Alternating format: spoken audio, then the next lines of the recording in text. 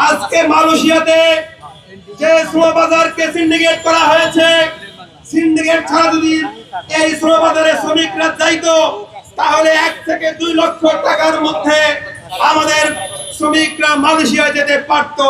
আমরা লক্ষ্য করেছি আজকে দেশে সংকট তৈরি হয়েছে। এই সংকট কখনো তৈরি হতো না যদি সরকার 12 ফেব্রুয়ারি নির্বাচনে জনগণের ভোটে জুলাই সনদ বাস্তবায়ন করত, তাহলে আজকে কোনো সংকট থাকতো না। আজকে যে সংকট তৈরি হয়েছে, আজকে কি নেই, আজকে বিদ্যুৎ নেই, আজকে গ্যাস নেই, আজকে চাকরি নেই, আজকে ঘরে খাবার নেই, সব জায়গায় শুধু নাই আর নাই, নাই আর নাই।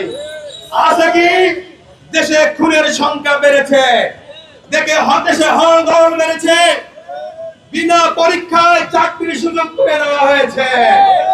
আজকে আমরা লক্ষ্য করেছি দেশের মধ্যে নির্বাচন ছাড়া যে সকল এমপিরা নির্বাচিত পরাজিত হয়েছেন সেই সব এমপিদেরকে প্রশাসক হিসাবে নিয়োগ করা হয়েছে।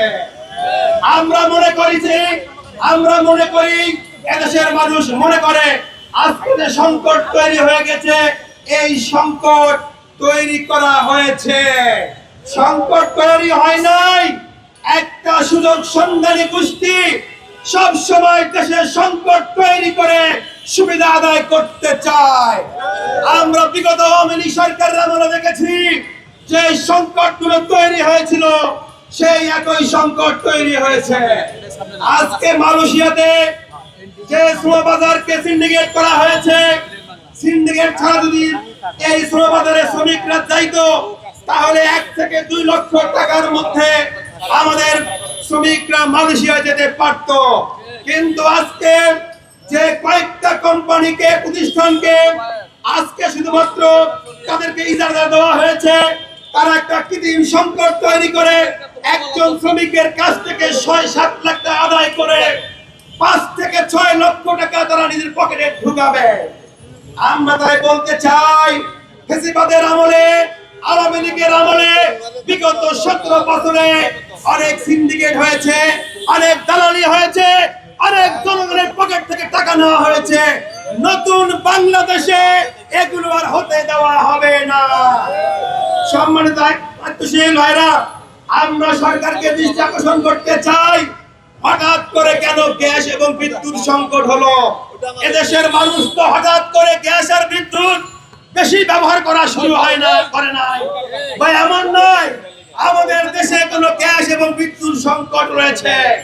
বরং এই সংকটকে কৃত্রিম করে সৃষ্টি করে কিছু চিহ্নিত গোষ্ঠীর পকেট ভরার জন্য ব্যবস্থা করা হয়েছে।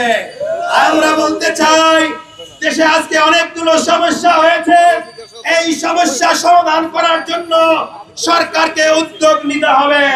সর্বশেষ আজকে দর্জি সহ প্রত্যেকটি সেক্টরে মজুরি বোর্ড পূর্ণ গঠন করে শ্রমিকদের বর্তমান বাজার দর অনুযায়ী তাদের প্রত্যেক দিনের খরচের হিসাব করে প্রত্যেকটা সেক্টরে নতুন করে পূর্ণ মজুরি নির্ধারণ করতে হবে।